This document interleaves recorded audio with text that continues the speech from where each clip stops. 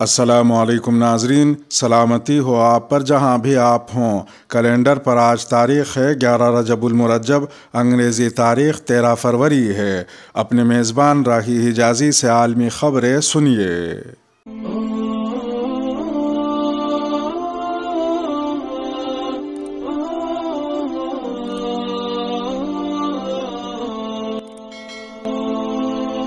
خانیوال قرآن کریم کی توہین کا الزام، تشدد سے نامعلوم شخص ہلاک۔ پنجاب کے جنوبی شہر خانیوال کے علاقے تلمبا میں ہفتے کو مشتعل ہجوم نے ایک نامعلوم شخص کو قرآنی آیات کی بے حرمتی کے الزام میں تشدد کر کے ہلاک کر دیا۔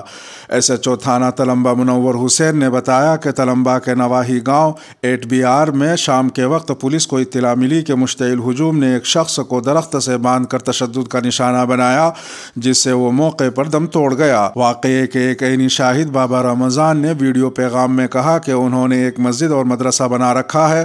ان کا کہنا تھا کہ وہ کسی کام سے تھانے گئے تو ان کے بیٹے نے فون کیا کہ ایک شخص مسجد میں داخل ہوا اور سپاروں کو آگ لگا دی۔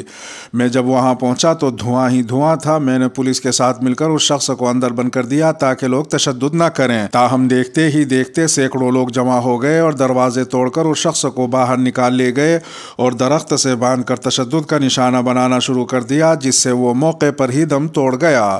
بابا رمضان کے بقول ایس ایچ او اور پولیس اہلکار بھی ان کے ساتھ موجود تھے جب ہجوم نے اس شخص پر تشدد کیا۔ ہمارے روکنے پر بھی وہ باز نہ آئے۔ اس شخص کا تعلق اس علاقے سے نہیں ہے، نہ ہم اسے جانتے ہیں۔ ایس ایچ او منور حسین کے بقول جب پولیس موقع پر پہنچی تو تشدد کرنے والے تمام افراد وہاں سے فرار ہو گئے۔ انہوں نے مزید بتایا کہ عینی شاہدین کے مطابق اس شخص کو قرآنی آیات کی بے حرمتی کے الزام میں تشدد کا نشانہ بنایا گیا۔ انہوں نے کہا کہ لاش پوسٹ مارٹم کے لیے بھیج دی گئی ہے تاکہ قانونی کارروائی عمل میں لائی جائے۔ وزیر اعلیٰ پنجاب عثمان بزدار نے واقعے کا نوٹس لے کر IG پولیس پنجاب سے رپورٹ طلب کر لی ہے۔ امریکہ کو افغانستان کے مکمل اثاثے واپس کرنے چاہیے۔ پاکستان نے 9/11 حملوں کے متاثرین کے لیے امریکہ کے پاس موجود آدھے افغان اثاثوں کو روکنے کے امریکی فیصلے پر سوال اٹھاتے ہوئے کہا ہے کہ افغان فنڈز کا استعمال افغانستان کا خود مختار فیصلہ ہونا چاہیے۔ دفتر خارجہ کے ترجمان عاصم افتخار نے ایک بیان میں کہا کہ گزشتہ کئی مہینوں کے دوران پاکستان مسلسل اس بات پر زور دیتا رہا ہے کہ عالمی برادری افغانستان میں رونما ہونے والی انسانی تباہی سے نمٹنے کے لیے فوری کارروائی کرے اور افغان معیشت کی بحالی میں مدد کرے، کیونکہ دونوں ممالک آپس میں جڑے ہوئے ہیں۔ بیان میں مزید کہا گیا کہ منجمد افغان غیر ملکی بینکوں کے ذخائر پر پاکستان کا اصولی موقف برقرار ہے کہ یہ افغان قوم کی ملکیت ہیں اور انہیں واپس کیا جانا چاہیے۔ ترجمان نے کہا کہ افغان فنڈز کا استعمال افغانستان کا خود مختار فیصلہ ہونا چاہیے۔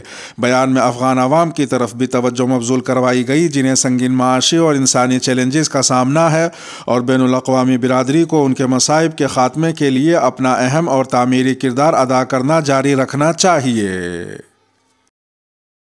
جو بائیڈن کے فیصلے پر امریکہ میں بھی تنقید۔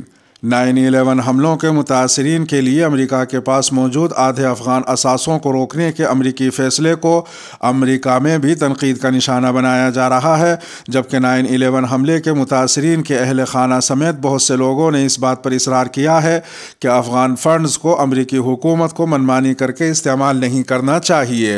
مائیکل کوگلمین، جو واشنگٹن میں قائم تھنک ٹینک ولسن سینٹر کے ایشیا پروگرام کے ڈپٹی ڈائریکٹر اور جنوبی ایشیا پروگرام کے سینئر ایسوسی ایٹ کے طور پر وابستہ ہیں، انہوں نے صدر جو بائیڈن کی طرف سے افغانستان کے اثاثوں سے متعلق صدارتی حکم نامے پر وائس آف امریکہ سے گفتگو کرتے ہوئے کہا کہ اس حکم نامے کے بعد افغانستان کے لیے تقریباً $4 ارب فوری طور پر دستیاب ہوں گے، جہاں انسانی بحران شدت اختیار کر چکا ہے۔ تاہم ان کا کہنا تھا کہ افغانستان کے اثاثوں کو تقسیم کرنا اور 9/11 میں دہشت گردی کے شکار خاندانوں کے لیے فنڈز کے قیام کا کم ہی جواز ہے۔ کوگلمین کے بقول دہشت گردی کے شکار خاندان مدد کے مستحق ہیں، لیکن یہ رقم اس پیسے سے نہیں آنی چاہیے جو افغان عوام، افغانستان کے عام شہریوں کا ہے، نہ کہ طالبان حکومت کا۔ کوگلمین نے کہا کہ طالبان کو اس اقدام سے اپنے فتح کے پروپیگنڈے کا موقع ملے گا جس میں وہ امریکہ کو بے حس گردانیں گے اور کہیں گے کہ امریکہ کو افغانستان کے وسائل واپس افغانستان بھجوانے میں کوئی دلچسپی نہیں ہے جس کی افغان عوام کو اشد ضرورت ہے۔ جنوبی ایشیا کے امور کے تجزیہ کار کا کہنا تھا کہ امریکہ نے وہ ہتھیار بھی ضائع کر دیا ہے جو وہ طالبان پر اثر انداز ہونے کے لیے استعمال کر سکتا تھا۔ ان کے الفاظ میں، کیونکہ امریکہ نے ہمیشہ کہا ہے کہ یہ اثاثے افغانستان کے لیے دستیاب ہوں گے بشرطے کہ طالبان انسانی حقوق اور جامع حکومت پر توجہ دیں، لیکن اب جب کہ یہ اثاثے دیگر مقاصد کے لیے استعمال ہو گئے ہیں تو امریکہ نے یہ ہتھیار ضائع کر دیا۔ غیر سرکاری تنظیم ریفیوجیز انٹرنیشنل نے اس پیش رفت پر اپنے ایک بیان میں کہا ہے کہ 9/11 کے حملے کے متاثرین کو طالبان سے معاوضہ ملنا چاہیے، لیکن بائیڈن انتظامیہ نے جو بندوبست کیا ہے وہ دانشمندانہ نہیں ہے، اس سے افغان عوام کی مشکلات میں مزید اضافے کا خطرہ ہے۔ تنظیم کے مطابق اس تقسیم سے افغانستان کا مالی نظام ٹوٹ پھوٹ کا شکار ہو سکتا ہے، جس سے افغان عوام کی مشکلات مزید بڑھ جائیں گی۔ تنظیم کا کہنا ہے کہ ایسا بندوبست کیا جانا چاہیے تھا جس سے افغانستان کا بینکنگ کا نظام طالبان کے کنٹرول میں آئے بغیر فعال ہو جاتا اور آزادانہ طور پر کام کر سکتا۔ مسلمانوں کے حلیے میں یہودی انتہا پسند مسجد اقصی میں داخل۔ انتہا پسند یہودیوں کے مسلمانوں جیسا حلیہ بنا کر مسلمانوں کے مقدس مقام مسجد اقصی میں داخل ہونے کا انکشاف ہوا ہے۔ برطانوی نشریاتی ادارے کی رپورٹ کے مطابق انتہا پسند یہودی مسلمانوں جیسا حلیہ بنا کر مسجد اقصی میں داخل ہوتے ہیں اور اپنی عبادت کرتے ہیں۔ انتہا پسند یہودی تنظیم کے ایک کارندے کا کہنا ہے کہ ہمارا مقصد بیت المقدس کو فتح کرنا ہے جس پر ہمارا حق ہے۔ انہوں نے مزید کہا کہ مسجد اقصی جانے کے لیے ہم اپنے کپڑے، ٹوپی اور تمام دیگر شناختی علامات مسلمانوں جیسی کرتے ہیں۔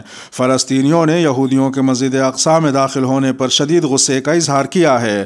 فلسطینیوں کا کہنا ہے کہ یہ مسلمانوں کے مقدس مقام پر عبادت کے حق کو خطرے میں ڈالنے کے مترادف ہے۔ واضح ہے کہ غیر مسلم مسجد اقصی کمپلیکس کا دورہ کر سکتے ہیں لیکن وہاں عبادت نہیں کر سکتے۔ قابل ذکر ہے کہ اسرائیل نے سن 1967 میں شام کی گولان کی پہاڑیوں کو اپنے قبضے میں لے لیا تھا اور پھر 14 برس بعد سن 1981 میں انہیں اسرائیل میں ضم کرنے کا اعلان کیا تھا۔ عالمی قوانین کے تحت یہ تمام علاقے آج بھی شام کی سرزمین تسلیم کیے جاتے ہیں اور اسرائیل کو اس پر قابض مانا جاتا ہے۔ اسرائیلی فوجی اکثر غنڈہ گردی کا مظاہرہ کرتے ہوئے مسجد اقصی میں گھس کر نمازیوں کو تشدد کا نشانہ بناتے ہیں۔ اسرائیلی حکومت مسجد اقصی میں نماز پر پابندی بھی عائد کرتی رہتی ہے۔ پاکستان ایک اسلامی ملک ہے اور قرآن میں حجاب کرنے کو کہا گیا ہے۔ انڈیا کی جنوبی ریاست کرناٹک میں 19 سالہ بچی مسکان نے ایک مشتعل ہجوم کے سامنے آواز بلند کی اور اب اس کی گونج دنیا بھر میں سنائی دے رہی ہے۔ جہاں انڈیا میں اس پر بحث اور احتجاج جاری ہے، وہیں پاکستان کے مختلف شہروں میں 2 روز سے احتجاج کا سلسلہ شروع ہو چکا ہے۔ جمعرات کو جماعت اسلامی کی خواتین ونگ نے مسکان کے حق میں احتجاج کیا تھا۔ جماعت اسلامی سے منسلک سابق رکن پارلیمنٹ سمیہ راحیل قاضی نے BBC کو بتایا کہ مسکان کو اللہ نے وسیلہ بنایا کہ وہ نہ صرف مسلمانوں کی بلکہ دنیا بھر میں مختلف مذاہب سے تعلق رکھنے والوں کی آواز بنے۔ وہ دنیا بھر میں اس وقت مزاحمت کی مثال ہے۔ اقوام متحدہ کے چارٹر میں ہر کسی کو اس کی مرضی کے مطابق لباس پہننے کی اجازت دی گئی ہے، تو کسی عورت کے حجاب پہننے پر اعتراض کیوں؟ انہوں نے کہا کہ انہیں 20 سال ہو چکے ہیں تحریک حجاب چلاتے ہوئے۔ وہ کہتی ہیں کہ اس دوران ہم نے دیکھا کہ 1990 کی دہائی میں ترکی میں ایک خاتون وزیر کو حجاب پہننے پر نکال دیا گیا تھا، اب وہ ملیشیا میں سفیر ہیں۔ مسکان ہمارے لیے مثال ہے، اسے اپنے حق کے لیے آواز بلند کرتے ہوئے کوئی خوف نہیں تھا۔ سمیہ نے کہا کہ انڈیا میں کئی صحافی بھی مسکان کی حمایت کر رہے ہیں، جو کہ ایک بڑی بات ہے اور اس کی جتنی تعریف کریں وہ کم ہے۔ تاہم پاکستان میں ایک طبقہ ایسا بھی ہے جو جہاں مسکان کی بھرپور حمایت کرتا ہے، وہیں عورتیں جیسا چاہیں ویسا پہنے کے حالیہ نعروں کو دوہرا معیار مانتا ہے۔ سمیہ راحیل قاضی نے اس بارے میں کہا کہ میں پاکستان میں مسکان کی حمایت کو دوغلاپن یا دوہرا معیار تو نہیں کہوں گی۔ پاکستان ایک اسلامی ملک ہے اور قرآن میں حجاب کرنے کو کہا گیا ہے، جبکہ مردوں پر بھی پابندی ہے کہ وہ حجاب کو نافذ کرنے میں اپنا فرض نبھائیں۔ پاکستان میں لبرل انتہا پسندوں کے دوہرے معیار کو بیان کرتی ایک پوسٹ سوشل میڈیا پر وائرل ہے، جس میں مسلمان اور لبرل انتہا پسند کے درمیان ایک مکالمہ دکھایا گیا ہے۔ اس پوسٹ میں مسلمان لبرل انتہا پسند سے کہتا ہے، بھارت میں کالج والے واقعے پر اس جرأت مند لڑکی کے حق میں آپ کو کوئی تو بیان دینا چاہیے، کچھ تو کہنا چاہیے۔ لبرل انتہا پسند، وہ بھارت کا اندرونی معاملہ ہے، ہمیں اس سے بھلا کیا لینا دینا۔ مسلمان، لتا منگیشکر کی موت پر تو آپ اس قدر افسردہ تھے جیسے وہ آپ کی والدہ ہوں۔ لبرل انتہا پسند، تمیز سے بات کرو، وہ ایک آرٹسٹ تھی اور آرٹ کی کوئی سرحد نہیں ہوتی۔ مسلمان، تو کیا دین کی سرحد ہوتی ہے؟ آج کا انعامی سوال اسی خبر سے ہے۔ بتائیے کہ 90 کی دہائی میں حجاب پہننے کے باعث جس خاتون وزیر کو نکالا گیا تھا وہ کس ملک سے تعلق رکھتی ہیں اور اس وقت وہ کس ملک میں سفیر ہیں؟ تاریخ میں پہلی بار عرب ممالک میں کسی اسرائیلی فوجی افسر کی تعیناتی۔ بحرین نے اسرائیلی بحریہ کے اعلیٰ افسر کی تعیناتی کی تصدیق کرتے ہوئے کہا ہے کہ یہ تعیناتی خطے میں جہازوں کی آزادانہ نقل و حرکت کو یقینی بنانے کے لیے کی گئی ہے۔ عالمی خبر رساں ادارے کے مطابق عرب ممالک کی تاریخ میں پہلی بار اسرائیلی افسر کو تعینات کیا گیا ہے۔ یہ تعیناتی بحرین میں کی گئی ہے۔ بحرین کی وزارت خارجہ کی جانب سے جاری بیان میں کہا گیا ہے کہ اسرائیلی افسر کی تعیناتی خطے میں محفوظ اور آزادانہ جہاز رانی کے لیے 34 سے زائد ممالک کے اتحاد کے ایجنڈے کے تحت کی گئی ہے۔ بیان میں مزید کہا گیا ہے کہ اس ایجنڈے کا مقصد خلیجی ممالک کے سمندری حدود اور عالمی تجارتی جہازوں کی حفاظت سمیت ان کو قزاقوں اور دہشت گردوں کے حملوں سے بچانا ہے۔ بحرین نے اسرائیلی افسر کی تعیناتی کے حوالے سے کچھ نہیں بتایا، تاہم خیال ظاہر کیا جا رہا ہے کہ چند روز قبل اسرائیلی وزیر دفاع کی آمد پر طے پانے والے معاہدوں میں یہ تعیناتی بھی شامل تھی۔ خیال رہے کہ گزشتہ روز ایک اسرائیلی افسر کو بحرین میں 5ویں امریکی بحری بیڑے کے رابطہ افسر کے طور پر کام کرنے کے لیے مقرر کیا گیا ہے۔ اس کے ساتھ ہی خبروں کا اختتام ہوا۔ ویڈیو کو آخر تک ملاحظہ فرمانے پر شکریہ۔